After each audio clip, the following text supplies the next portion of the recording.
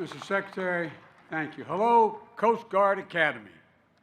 I tell you what, we're going to speak for about 4 hours to see if those white uniforms last longer to keep the heat away than these poor guys in their graduation gowns here. God love you. I thought I was hot in a blue suit. Governor Lamont, it's good to see you, man. You've been a good friend a long time. And I understand the senior senator from this state for a long time, Chris Dodd, is here. I don't know where you're, I don't think you're in the class, Chris, but you want to, where is he? Chris, welcome, pal. One of the finest men I've ever served with in my whole career. And Mayor Pissarro, I want to thank you for being here. Thanks for the passport into town. And I want to thank again Secretary Mayorkas for joining me today as well. He understands well how vital the Coast Guard is to our economic, our environmental, and our national security, and how central you are to our Homeland Security mission. Admiral Schultz, congratulations on an outstanding new Corps of officers. This past year, there can be no doubt the class of 21 is ready for whatever its mission may be. I know this day is doubly important to Admiral because he's not only the Commandant of the Coast Guard. Well, let me say it another way. In 2013, I think I gave the commencement here, and I was pointing out how the Coast Guard was adapting so rapidly to changing conditions. And I said, this is not your father's Coast Guard. I take that back. First Class Eric Schultz, this is your father's Coast Guard.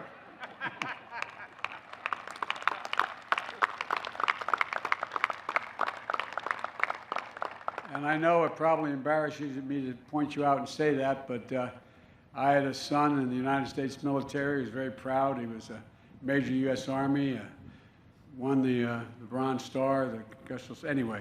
And when he went to Iraq for a year, he got the general to agree to change his name from Biden to Hunter, his mother's maiden name, because he didn't want to be viewed as having gotten any favors. Admiral Kelly, I want to thank you and the entire staff of the Academy for your commitment in training the next generation of leaders. And I brought with me a former Academy grad who now serves as my Coast Guard Mille, Lieutenant Commander Jana. Now, I'm going to embarrass her. Jana McCrone of the class of 2007. As we were coming in Marine One, I thought she was going to light up like a candle. She's so excited being back here. She's an outstanding reflection of this institution. And Admiral Kelly, I want to congratulate all of you on everything you've done this year to keep this school open and running and to be as safe as it possibly could be in the middle of a pandemic. You know, the instructors, the cadets, the cafeteria, the support staff, public works, the campus safety team, the science department, the medical staff, the morale, well-being, and recreation team, everyone went above and beyond the normal call of duty to try to make it work, and you did.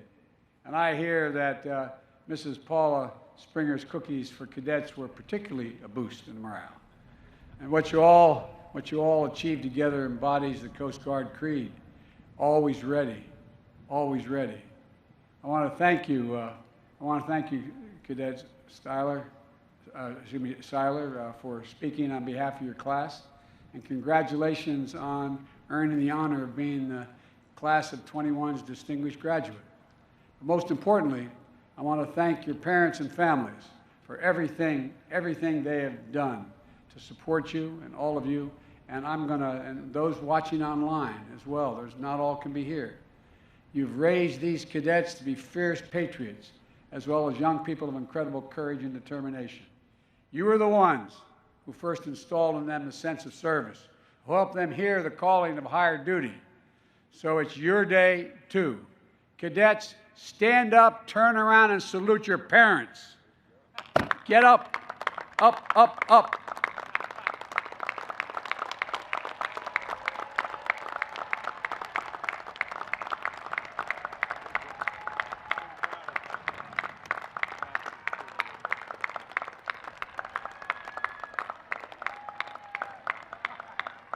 I tell you what, and all those parents watching on television, you raised a fine, fine, fine group of women and men. Cadets, you knew when you chose the academy you were choosing a more difficult path than some of your high school classmates. You were signing up for the honor of service and the additional responsibilities that go with it. But I hope today you take the time to reflect on how much all the hard work and extra effort you engaged in was worth. And I hope that you take immense pride in all that time at the academy and all the academy has given to you, because you've achieved something few others can claim. You survived our day and billet night. You made it through swab summer. You got a haircut that showed every damn bump in your head. You learned to square the corners and square your medals. Look, your meals, I should say. And you memorized, and this is the part I found would have been hard, memorized running lightning. I'm going to ask you all to stand up and repeat it. No, I'm only kidding. You earned your shoulder boards and your aiguillettes. You passed through 100th week and maybe spent a little too much time at the slice. You can clap. Come on, man, you're moving on. Show a little courage. And like all the students across the country, you had to figure out what it meant to finish your second-year class with virtual instruction. The pandemic upended so much of our lives, as was mentioned several times so far. Last year's graduating class didn't get to have this ceremony in person. But the Coasties fashion that you all have, you met the threat head on. You adapted, showed your resilience, and you led. The class of 21, you were the ones to test and improve the restricted movements protocols that allowed you to return to class on campus. And with careful precautions and regular testing, you're able to go back to your lives and training here in New London to conduct your first-year class in person. It certainly looked and felt different, I'm sure, but you found ways. You found ways to keep many of the Academy's traditions alive and maybe even formed a few new ones. You still were able to bring your cars on campus. You just weren't allowed to go anywhere in those cars. Oh, man, I tell you what, I'd have trouble watching my car sit there. But maybe dipping your ring in Crown Park or having your ring dance outside will be a new standard. The Super Bowl of intercompany sports may become an annual event. And by the way, congratulations to the Bravo Company, by the way, for your victory. You can clap, it's okay. Even if you lost, you got to clap.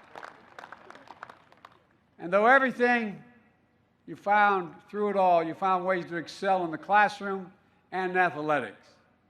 You've got 9 All-Americans in your ranks today, including record setter in the track and field 5,000 meters. And most importantly, you had each other's backs. When times got hard, you were there for one another. That's something you'll all learn quickly at the Academy. You can't crew the tall ship Eagle without working together. It's not possible. So the pandemic didn't change that, but it made it more important. I know we wish more of your loved ones could be here today to celebrate with you in person, packed into the stands for your big day, especially because so many of you come from families of proud traditions of service. First class Rachel Pache is about to become the 3rd generation Academy grad. Meanwhile, first class Jacqueline Tidd bucked a long tradition in her family, joined the Coast Guard, came to the Coast Guard Academy over the Naval Academy, and unlike her mother, father, uncle, and grandfather. Well, Cadet Tidd, there's a seat on Air Force One if you have to get home. It may be tough. I can only assume that you will enjoy educating your family about how the Coast Guard is, quote, the hard nucleus around the Navy forms in times of war. You're a really dull class. I mean, come on, man. Is the sun getting to you? I would think you'd have an opportunity when I say that about the Navy to clap, but being here together.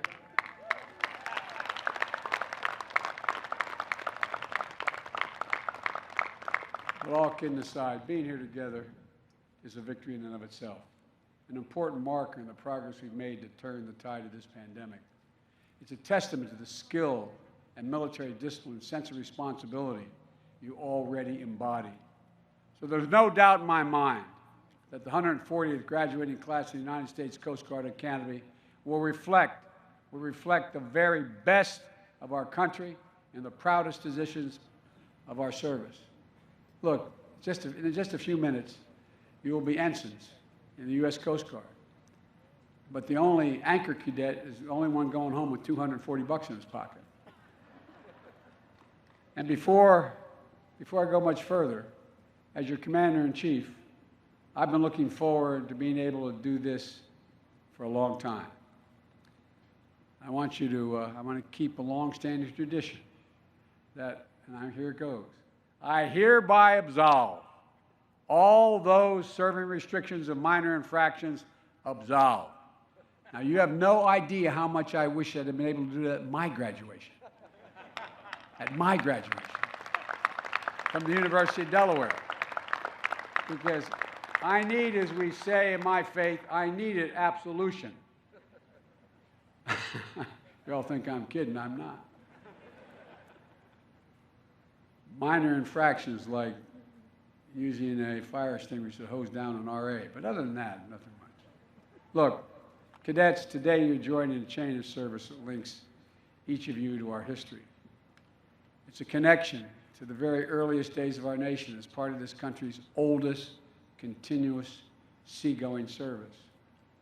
But no class gets to choose the world into which it graduates. And demands and the challenges you're going to face in your career are going to look very different than those who walked these halls before you. You chose, as a class motto, it reflects this reality. You said, we are the future. I don't think you have any idea how profound that assertion is. The world is changing. We're at a significant inflection point in world history. And our country and the world, the United States of America, has always been able to chart the future in times of great change. We've been able to consistently renew ourselves. And time and again, we've proven there's not a single thing we cannot do as a nation when we do it together. And I mean that, not a single solitary thing. And this is particularly important in this moment of accelerating global challenges, hybrid threats that don't stop at our border. We have to meet them on the land and the sea, wherever we find them. And that's where the Coast Guard excels. Pandemic response would not necessarily have been considered a Coast Guard mission until there were more than 250,000 stranded cruise passengers who needed to be safely disembarked during COVID-19. Now we see with harrowing clarity how important halting this pandemic and improving our ability to prevent and respond to the next one is in our national security. That's why 500 Coast Guard reservists have deployed in support of FEMA and other nationwide vaccination efforts. Disaster response has long been part of the Coast Guard's mission, but with the pace of climate change accelerating, we're seeing more frequent and more intense storms that call for you to respond. Last year was the most active hurricane season on record, 30 named storms. And the Coast Guard was always there to respond, even at the height of the pandemic. But you've also been a part of our response to wildfires in the West, record flooding in the heart of the country. And these patterns are only going to get worse if we fail to take immediate and ambitious actions on climate.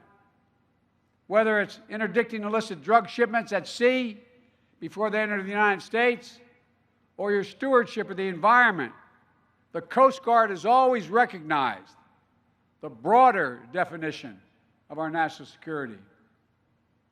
Alexander Hamilton may have been among the first to champion the principle that economic security is national security when he created the Revenue Cutter Service. But if it was true in 1790, it's gospel in 2021. The best way to meet the wide array of threats we face today is by investing in America's enduring advantages and ensure that we're operating from a position of strength. Our economic vitality at home, our ability to trade with the world is essential to that strength. More than 1/4 of the U.S. GDP is transported through the waters to keep us safe, And we're going to increasingly see our skills called upon internationally as well. For decades, the United States has underwritten international maritime security. We and our partners have kept the sea lanes open and secure. We developed clear rules of the road. Behavior is in bounds important, out of bounds for other nations, to ensure that we can share peacefully in the natural bounty of the sea. And for decades, those rules supported global economic strength that benefited nations everywhere and helped people around the world develop their economic potential.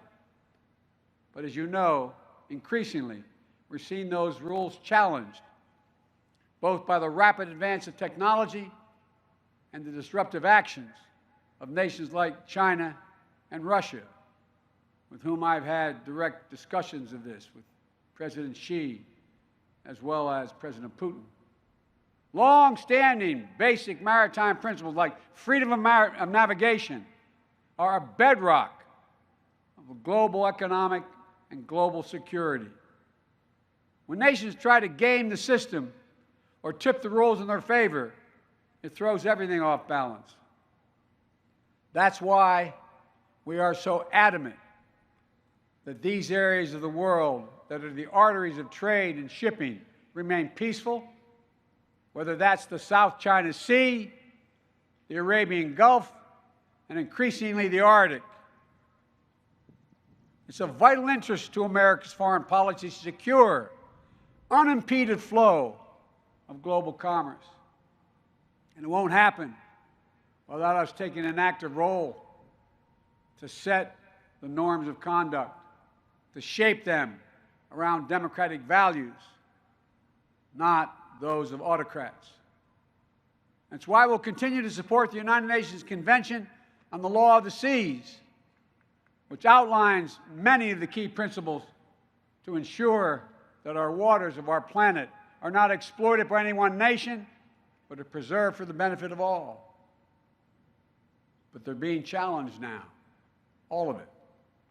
So as we work together with our democratic partners around the world, both update the rules for this new age, to hold all of us accountable to living up to those rules, your mission will become even more global and even more important. You have an essential role in our efforts to ensure a free and open Indo-Pacific. Our new agreement for the Coast Guard to partner with Taiwan will help ensure that we're positioned to better respond to shared threats in the region and to conduct coordinated humanitarian and environmental missions. The U.S. Coast Guard partnership with nations throughout the region to take on issues like illegal, unreported, and unregulated fishing are essential to building the muscle of cooperation. When distant water fishing fleets travel thousands of miles to strip maritime resources without regard to catch regulations or internationally established economic zones, it hurts everyone. Which is why we sent the U.S. Coast Guard, Qatar, Verdov, to partner with Ecuador last summer to disrupt and deter a Chinese distant water fleet operating near the Galapagos Islands. We're fielding requests from other nations all across the Indo-Pacific that are eager to partner with our Coast Guard because of your reputation of professionalism and your unrivaled skill. The Coast Guard will be an increasingly central element in our engagement in the Indo-Pacific to protect lives, to preserve the environment, to safeguard sovereignty throughout the region. In the Arabian Gulf, we're in the process of deploying 6 new fast response cutters to update Patrol Force Southwest Asia. The Coast Guard's expertise is helping our partners in the region to enforce maritime law and perform search and seizure operations. I'm sure you all saw the pictures of the enormous load of illicit weapons confiscated in the Arabian Sea, all laid out across the rear deck of the USS Monterey.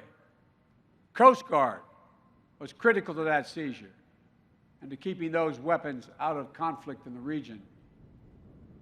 Based alongside the U.S. Navy Fifth Fleet in Bahrain, you have to face down harassment of Iranian fast attack boats in recent weeks. And in recent weeks, the U.S. Coast Guard cutter, Maui, had to fire 30 warning shots to deter such irresponsible and unsafe maneuvers in the region. The world is changing. We need you even more. And in the Arctic, the Coast Guard is a proud American presence in the region, rapidly growing in strategic importance as ice recedes and new sea lanes open. We, the United States, are an Arctic nation. The United States must demonstrate our leadership and engagement. Our diplomacy and our operational skill, we must continue to model responsible maritime behavior and uphold clear rules of international agreements that will protect and steward this pristine environment and secure it for future generations. And by the way, as you know by now, to protect our homeland security as well. We have to make sure that every country respects these international norms. So we need modern icebreakers, yes, but just as critically, we need to stand shoulder to shoulder with those allies and partners who share our values, including indigenous communities who are the keepers of traditional knowledge about the Arctic waters. Class of 2021, it's time for you to go out and be the future, to make the future. You've learned your history and your science. You've predicted and practiced your disciplines on land and sea. You've shown that you are salty. This year, the Academy has graduated a class that is just over 1/3 women. And those, you got it.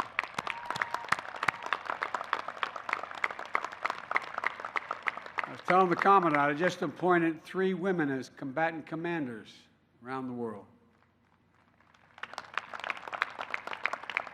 And those numbers are going up year by year. As I said, I recently nominated Vice Admiral Linda Fagan. Class of '85 in the Coast Guard is the first female 4-star admiral.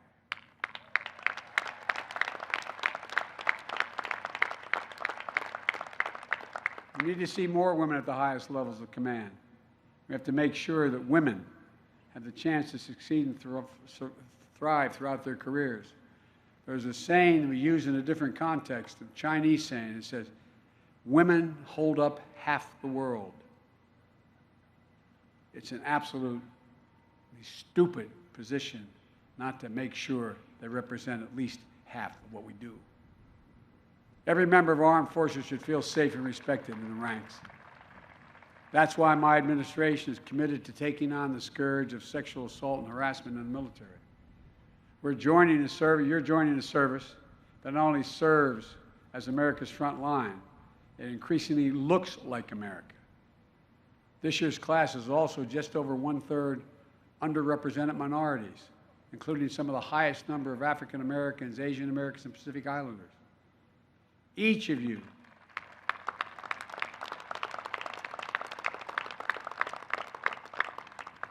will be asked to lead people who come from different backgrounds. Your challenge as a leader is to treat every single person with equal dignity and respect and find ways to unlock everyone's talent. You know, you've already done some important work as a class, including with a class-wide equity walk and discussion groups in the wake of George Floyd's murder.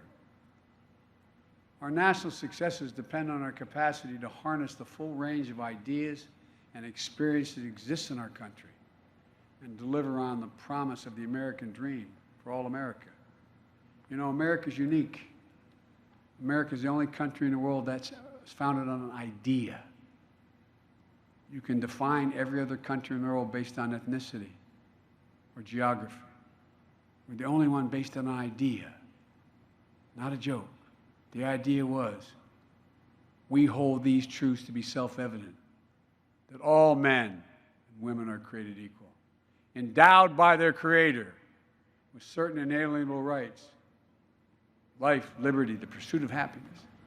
We hear it all the time, but it's who we are. We can't be different than attempting to continue to have that arc move toward justice. Or this generation of graduates, of new ensigns in the United States Coast Guard, who have volunteered to serve our country, I've never been more optimistic about our future. You understand in your bones that our diversity is one of the enduring advantages and inherent strengths to America. In your careers, you're going to face challenges you can't predict. You'll be asked to lead in ways and navigate new paths. But when the storms gather or the seas of life grow rough, remember the Coast Guard's marching song to sing on land and sea. Through surf and storm, howling gale, high shall your purpose be. The class of 2021, you have it all. You really do. And we need you badly. And that's not hyperbole. The country needs you. Press always asks me why I'm so optimistic about America's chances in the world.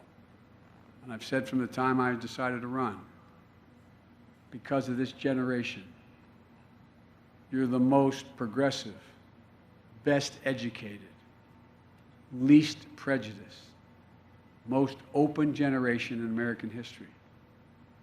We need you badly. You're ready. It's time to get underway. God protect you all as you set out on your journey, and may God protect all those who wear the uniform of the United States of America.